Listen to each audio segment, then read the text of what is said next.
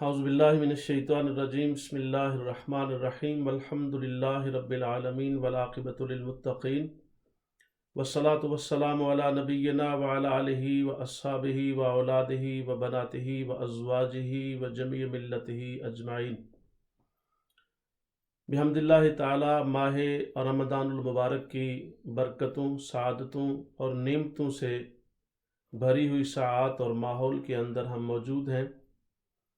اللہ تبارک و تعالیٰ نے زندگی میں ایک بار پھر یہ عظیم موقع ہمیں عنایت فرمایا ہے، اور آج کے اس پہلے اور روزہ کے اندر ہم بحمد اللہ تعالیٰ جو سلسلہ وار دروس کا آغاز کر رہے ہیں درس رمضان کے طور پر، اس میں ہم انشاءاللہ تعالیٰ چند ایسی باتوں کے حوالے سے گفتگو کریں گے جس سے ہمیں نفع بھی حاصل ہو اور ہمیں عملی زندگی میں اس سے واسطہ پڑتا ہے، ہمارا ان سے تعلق رہتا ہے معاملات کے ساتھ، اور اس سے ہماری ذات کو بہت سارے معاملات میں رہنمائی میسر آ سکتی ہے۔ ماہ رمضان المبارک کے اندر جہاں اس موقع پر اور اس سال میں ہم بہت ساری چیزوں کو مس کر رہے ہیں، اور ہمارے دل میں اور ہمارے احساسات اور جذبات میں ایک بہت ہی خاص قسم کی کیفیت کی کمی ہے، احساسات کے اندر ایک منقطع سلاسل کا یادوں کا سلسلہ ہے، وہاں ہمیں کچھ باتیں سبق آموز بھی ہیں جس کی طرف ہمیں توجہ کرنی ہے۔ پہلی بات تو یہ ہے کہ ہمارا بطور مسلم یہ عقیدہ ہے کہ اللہ تبارک و تعالیٰ کی بارگاہ سے جو کچھ ہوتا ہے سب کچھ ہوتا ہے، اور امر الہی کے بغیر، اللہ تبارک و تعالیٰ کی اجازت کے بغیر نہ کچھ ہوتا ہے نہ کچھ ہو سکتا ہے، اور اذن اور امر کی معاملے میں اور سلسلے میں اس کے علاوہ اور کچھ بھی ممکن نہیں۔ یہ مسلمان کا، مومن کا ایک بنیادی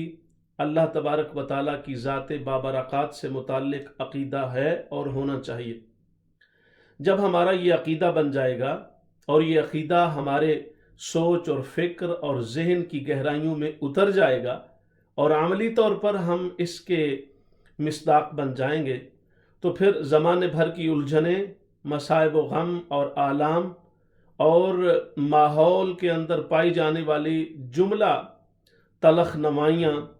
وہ ہمارے لیے شیریں اور حلاوت سے مالا مال بھی ہو سکتی ہیں اور اطمینان قلب کا باعث بھی بن سکتی ہیں۔ صورتحال یہ ہے کہ ان حالات میں بہت ساری آس پاس سے ہمیں باتیں ملتی ہیں، سننے کو، کہنے کو، سمجھنے کو، اور ان میں سے ایک خاص بات یہ بھی ہے کہ یہ اللہ کی طرف سے عذاب ہے، یہ بھی کہا جا رہا ہے، آزمائش ہے، یہ بھی کہا جا رہا ہے، پھر یہ کہ ہمارے گناہوں کی پاداش میں ہمیں سزا دی جا رہی ہے، یہ بھی بولا جا رہا ہے۔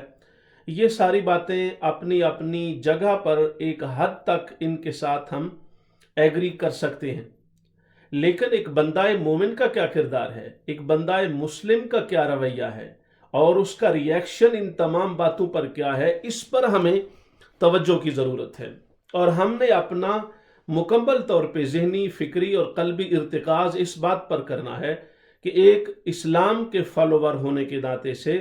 نبی اکرم صلی اللہ علیہ وسلم کے امتی اور محب ہونے کے ناطے سے ہمارے اوپر کیا ذمہ داری ہے۔ میں اس وقت ان تمام باتوں کی طرف بھی تفصیل نہیں جا رہا، اگلے دروس میں ہم انشاءاللہ اس پر بھی بات کریں گے، لیکن سب سے پہلی بات یہ ہے کہ دیگر مذاہب کے ماننے والے ہوں یا کوئی مذہب نہ رکھنے والے ہوں، یا جو بالکل ہی کسی فکر، نظریہ یا کسی الوہی پیغام یا کسی الوہی کتاب یا کسی ذات بابرکات اور ذات مؤثرہ کو نہیں مانتے، مافوق الاسباب، تو ان کے ساتھ بات کرنے یا اس کا ایک سلسلہ الگ رہے گا انشاءاللہ تعالی، مگر ہماری بات یہ ہے کہ ہم اس بات پر قائم ہیں اور قائم رہنا چاہیے کہ جو کچھ ہے اللہ پاک کی طرف سے ہے، لیکن وہ جو اللہ پاک کی طرف سے ہے وہ ما تحت الاسباب بھی ہے اور ما فوق الاسباب بھی ہے۔ मातातल असबाब का मतलब ये है कि उसी चीज की वजह से हम ये समझें कि हमें परेशानी लायक है, और फौकल असबाब का मतलब ये है कि हम ये समझें कि उसकी वजह से बिल्कुल कोई परेशानी लायक नहीं है, बस वो अल्लाह पाक की तरफ से आई है। तो ये जो दोनों बातें हैं, ये वो दोनों बातों को हमें मिला के चलना है, और फिर एक मुस्बत सोच इंशाअल्लाह ताला उससे जन्म लेती है, जो इंसान और बंदा मोमिन और मुस्लिम के लिए बतौर ख़ास मुकम्मल रहनुमाई का सामान फराम करती है। और वो ये है कि मातातल असबाब भी उसके असरात हैं, मगर वो मातातल असबाब यानी ज़ाती तौर पर वो चीज़, वो बीमारी, वो मुसीबत, वो तंगी, वो मुश्किल, वो परेशान कुल हालात उस वक्त तक नुकसान नहीं दे सकते जब तक अल्लाह का अमर मौजूद नहीं होता। ये अकीदा और ये सोच बंदे को फिर बंदा मुस्लिम बना देती है, और बंदा मोमिन अमली तौर पर बना देती है, क्योंकि इस सोच के साथ फिर बंदे का ताल्लुक और बंदे का रुजू और बंदे की रग़बत और बंदे का राबता और वास्ता रब ज़ुल जलाल की बारगाह के साथ हो जाता है। क्योंकि असर अंगेज़ी और किसी भी चीज़ के फ़वाइद, मुनाफ़े और उसके मुदर्रात से बचाना और महफूज करना अल्लाह तबारक व तआला का ही काम है, और उसके इज़्न इजाज़त के बगैर कोई चीज़ नुकसान नहीं पहुंचा सकती, और उसकी इज़्न इजाज़त वो उसकी मर्ज़ी के मुताबिक है, उसकी शान के मुताबिक है। वहाँ हम सिर्फ यही कहेंगे कि अगर उसके फ़वाइद पहुँचते हैं किसी भी चीज़ के, तो वो अल्लाह पाक की बारगाह से एक तरह का उसकी अपनी अंदाज की रहमत और करम होता है, और अगर उसके नुकसानात पहुँचते हैं तो उन नुकसानात पर सब्र करना, उनमें मुकम्मल तौर पे शरीयत और कुरान के उलूम और अहकाम पर अमल पैरा होकर उनसे सामना करना, उनका इस अंदाज में कि अल्लाह पाक की बारगाह में झुक जाना, अपने आप को ततहीर के अमल से गुजारना, तस्फिया करना, तज़किया करना, अल्लाह पाक को मनाना, नमाज़ों की तरफ रुजू कर लेना, ख़ुद को और अपने ख़ानदान और बच्चों और बीवी को और घर बार वालों को, बहन भाइयों को, अइज़्ज़ व अक़ारब और वालिदैन अगर वो ज़िंदगी ये हयात ज़ाहिरी के अंदर मौजूद हैं, वरना तो वालिदैन की दुआएं तो हमेशा कब्र के अंदर भी उनकी रूह की आवाज़ें पहुँचती हैं, दुआएं पहुँचती हैं। तो इस सिलसिला में हमें अपने इस बात पर कायम रहना, नंबर एक, अल्लाह पाक की तरफ से सब कुछ है, मगर हमने उसके ज़ाहिरी असबाब, जो महतातल असबाब मैंने कहा, उस पर भी हमने तवज्जो रखनी है, उसकी बुनियाद पर एहतियात करनी है, उसकी बुनियाद पर अपने आप को महफूज रखना है, उसकी बुनियाद पर जुमला कवानीन पर अमल करना है। दूसरी बात यह है कि जो कुछ उसके बावजूद भी अगर किसी को नुकसान पहुंचता है, तो ये अल्लाह तबारक व ताला की बारगाह से उसकी जो उसने सब्र किया है, उस मुसीबत तंगी और मुसीबत तंगी और मुश्किल में जो उसने अल्लाह पाक की बारगाह की तरफ रुजू किया है, तो फिर जो नुकसान भी होता है वो अल्लाह पाक की बारगाह में आखिरत में फ़ायदा के तौर पे उसका नतीजा निकलता है, नफ़ा का नतीजा निकलता है। इवन के खुदा न खास्ता अगर वफ़ात भी हो जाती है, तो वो अल्लाह तबारक व तआला की बारगाह से शहादत की शक्ल में एक नफ़े की सूरत है, मगर खुद हासिल करने से वो शहादत नहीं बनती, वो खुदकुशी बनती है। एहतियात लाजिम है और उसको हर सूरत में मरहूज़ खातिर रहना चाहिए। इस सिलसिले में मैं एक मिसाल अपने मोहतरम सामीन की खिदमत में अर्ज़ करना चाहूँगा, और वो ये है कि एक बुज़ुर्ग जा रहे थे रास्ते में, गली में, तो जाते हुए उनकी ज़बान पर था कि जो चाहे सो हो, जो अल्लाह चाहे सो हो, जो अल्लाह चाहे वही होता है। ये कहते जा रहे थे बुज़ुर्ग, तो एक शख्स जो सुन रहा था उसने पत्थर उठाया और पत्थर उठाकर उन बुज़ुर्गों को दे मारा, उन्हें चोट आ गई। तो बुज़ुर्गों ने पलट के उसकी तरफ इस्तेजाबिया और इस्तिफसाराना नज़रों से, सवालिया नज़रों से, पूछने वाली निगाहों से देखा। तो उसने बुज़ुर्गों की सूरत हाल को और सवाल जो उन्होंने आँख ही आँख में किया था,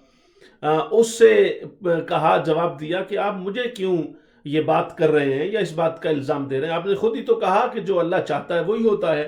तो फिर अगर मैंने पत्थर मारा है तो अल्लाह ने चाहा तो पत्थर मार दिया। उसने कहा बात तो ठीक है, अल्लाह के बुजुर्गों ने फरमाया इज़्न के बगैर कुछ नहीं हो सकता, ये अमरो इज़्नो इजाज़त इलाही से ही मुझे चोट लगी है जो तेरे पत्थर लगाने से लगी है। मगर मैं देखना ये चाह रहा था कि वो शख्स कौन है जिसने दरमियान में खुद अपने लिए बदबख्ती खरीदी है, शकावत खरीदी है, बुरा नाम ले लिया है, और अपने ज़िम्मे खामखा की एक गलती, एक बोझ और एक नुकसान का अपने आप को जिम्मेदार ठहरा लिया है। मैं इस बात पर अफसोस कर रहा हूँ। تو ناظرین گرامی، اسی وجہ سے اللہ تبارک و تعالیٰ نے اپنے نیک بندوں کا، اپنے دوستوں کا ذکر کرتے ہوئے قرآن مجید میں فرمایا ہے الا ان اولیاء اللہ لا خوف علیہم ولا هم یحزنون، خبردار، بے شک اللہ کے جو دوست ہیں انہیں کسی بات کا ذاتی طور پر کوئی خوف نہیں ہوتا، اور کسی نقصان ہو جانے پر انہیں کوئی غم نہیں ہوتا، اس لیے کہ ان کی نگاہ اللہ پاک کی بارگاہ پر ہوتی ہے، ان کے تمام تر رابطے رب ذوالجلال کی بارگاہ سے ہوتے ہیں۔ اور پھر اولیاء کرام کی وہ ہستیاں جنہیں ولایت کاملہ کا شرف ملا ہے، جنہیں رب ذوالجلال نے ذوات قدسیہ، صفات نبوت اور انبیاء کے بعد انسانیت میں بلند ترین مقام عطا کیا ہے، یعنی صحابہ کرام رضوان اللہ علیہم اجمعین، جو یقیناً تمام اولیاء کے سردار ہیں، اور ہر صحابی کو یہ شرف حاصل ہے کہ اس کا درجہ صحابیت، درجہ ولایت کی اعلیٰ منزلوں سے آشنا ہے۔ ان کے بارے میں رب ذوالجلال نے بھی فرمایا رضی اللہ عنہم ورضوا عنہ، کہ وہ اللہ ان سے راضی ہو گیا ہے اور وہ اللہ سے راضی ہیں، یعنی جو حالات بھی ہوں، جو معاملات بھی ہوں، آنے والے لمحات، آنے والے واقعات اور آنے والے مسائل، مشکلات، مصائب جیسے بھی ہوں، وہ اللہ کی ذات پر راضی ہیں، اس کے قانون پر چلتے ہوئے صابر ہیں، شاکر ہیں، متوجہ ہیں، راغب ہیں۔ اور یہ وہ کیفیات ہیں جن کی بنیاد پر اللہ تبارک و تعالیٰ پھر انعام کتنا بڑا عطا فرما رہا ہے۔ 4 مقامات پر قرآن مجید نے، 4 صورتوں کے اندر، مختلف مقامات میں، 4 صورتوں میں قرآن مجید میں اللہ تبارک و تعالیٰ نے اپنے محبوب پاک کے صحابہ اور یاران نبی پاک صلی اللہ علیہ وسلم کے لیے یہ لفظ ارشاد فرمائے ہیں رضی اللہ عنہم ورضوا عنہ، کہ اللہ ان سے راضی ہے اور وہ اللہ سے راضی ہیں۔ اور پھر جب بندہ اپنی ہمت اور اپنی کوشش کے ساتھ رب ذوالجلال کی بارگاہ میں توجہ کر لیتا ہے، راغب ہو جاتا ہے، اور اپنی تمام تر کوششیں، اپنی قوتیں، اپنی صلاحیتیں اور اپنا سب کچھ اللہ پاک کی بارگاہ میں سر تسلیم خم کرتے ہوئے پیش کر دیتا ہے، تو پھر اللہ تبارک و تعالیٰ فرماتا ہے کہ انہوں نے اللہ کی مدد کی ہے اور اللہ تبارک و تعالیٰ نے ان کی مدد کی۔ اور اس مقام پر اس انداز سے قرآن مجید میں فرمایا ان تنصروا اللہ ینصرکم، اگر تم اللہ تبارک و تعالیٰ کی مدد کرو گے تو اللہ تمہاری مدد کرے گا۔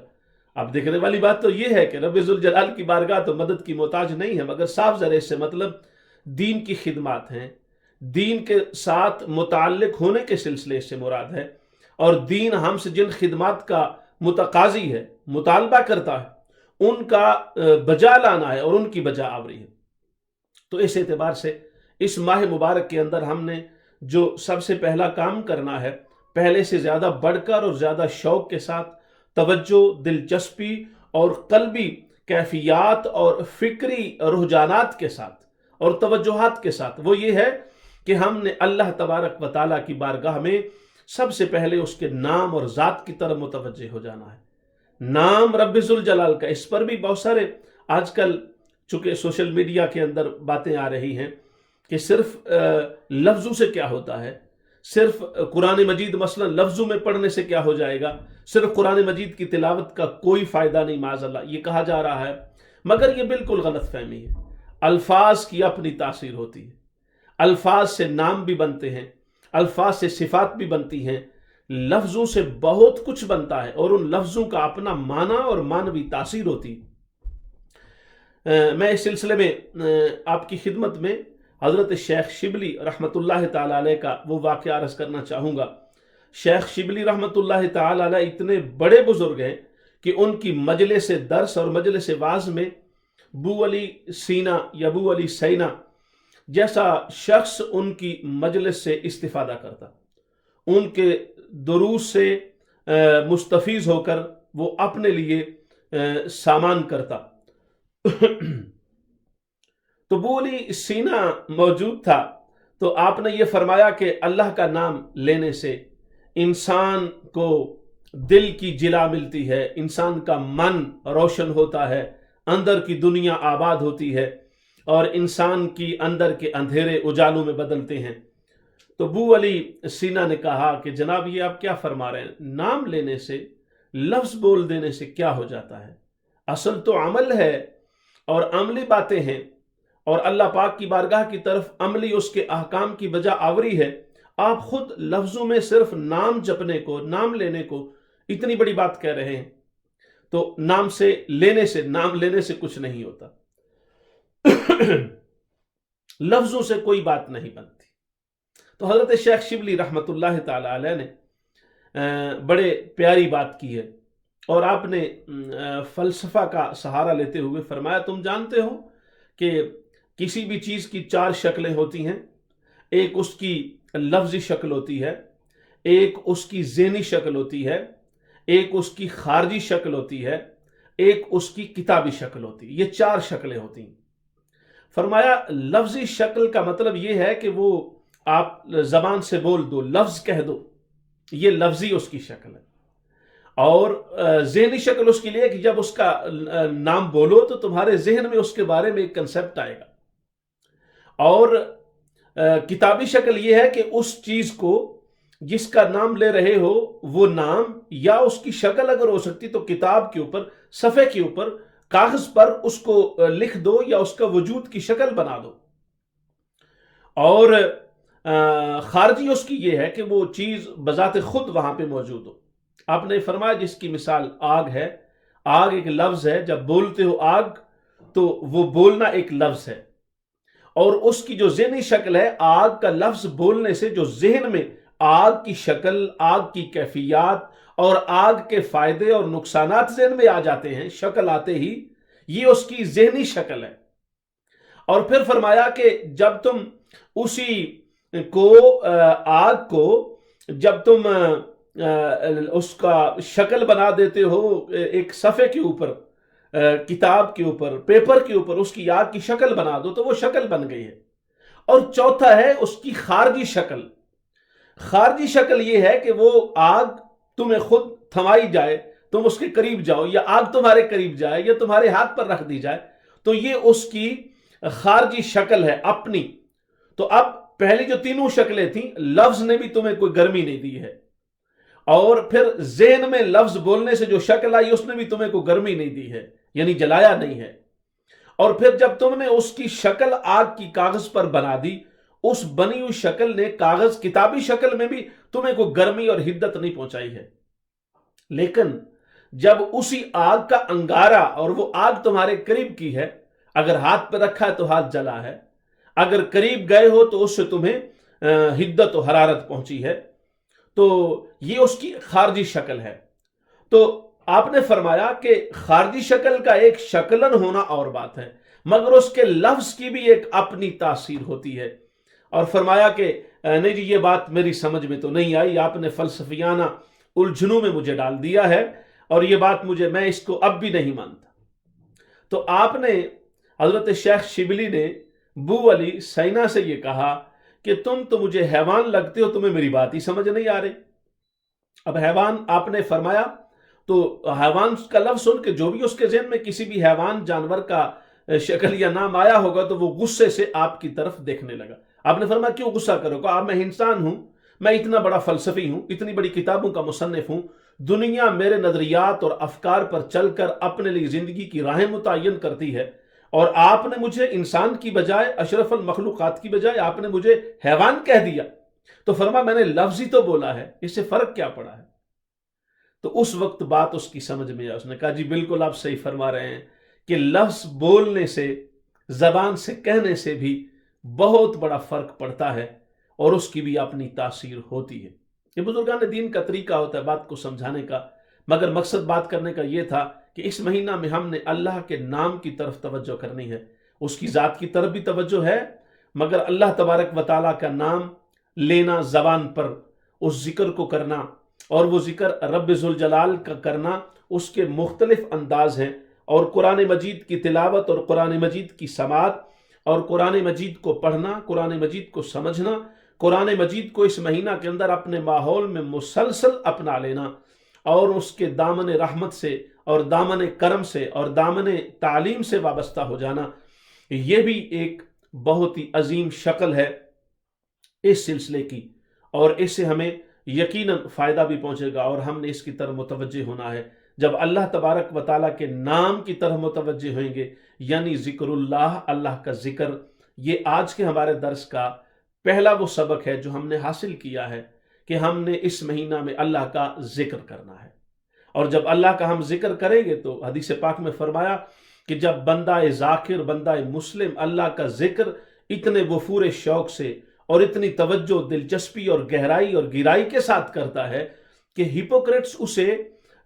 ریاکار سمجھتے ہیں، یعنی اس کا اتنا اللہ کے ذکر میں ڈوب کر ذاکر ہو جانا، یہ اس لیے بات فرمائی اور اس کی طرف اشارہ کیا۔ تو اس مہینہ کے اندر آج پہلے دن ہم نے اللہ کے ذکر کی طرف متوجہ ہو جانا ہے، اور اللہ پاک کے ذکر کی جتنی بھی شکلیں ہیں اس پر تفصیل سے یقیناً ہماری بات ہوتی رہے گی۔ اور پھر اسی لیے وہ ذات تو ایسی ہے کہ جو وہاں رہتی ہے اور وہاں اس کی رسائی ہے جہاں تک کسی کی بھی رسائی نہیں ہے۔ اس لیے تو کہا نہ مسجد وچ نہ مندر وچ، لب اللہ اپنے اندر وچ۔ اور پھر دوسرے مقام پر حضرت سلطان باہو رحمۃ اللہ علیہ فرماتے ہیں کہ نہ کر منت خواج خضر دی، تیرے اندر آب حیاتی ہو۔ وہ جو اندر میں موجود ہے ہم نے اس کی طرف متوجہ ہونا ہے۔ اور پھر ایک اور مقام پر حضور سلطان العارفین رحمۃ اللہ علیہ نے فرمایا وچئی بیڑے وچئی جھیڑے وچئی ونج مہانے ہو۔ اور پھر ایک اور مقام پر فرمایا 14 طبق دلے دے اندر تے تمبو وانگوں تانے ہو۔ علامہ اقبال فرماتے ہیں خودی کا نشیمن تیرے دل میں ہے، فلک جس طرح آنکھ کے دل میں ہے۔ اور پھر ایک اور بھی بڑا پیارا شعر ہے، اسی پر میں آج کے درس کا اختتام کروں گا کہ تسکین کتنی وابستہ ہے تیرے نام کے ساتھ، نیند کانٹوں پہ بھی آ جاتی ہے بڑے آرام کے ساتھ۔ مجھے امید ہے ہم اگر اللہ کے ذکر کی طرف متوجہ ہو جائیں گے تو انشاءاللہ تعالی حالات کی سختیاں اور ماحول کی مشکلات اور پریشانیاں یقیناً ہم اس سے نجات حاصل کر لیں گے۔ اللہ پاک ہمیں عمل کی توفیق عطا فرمائے۔ وما علیہ الا البلاغ۔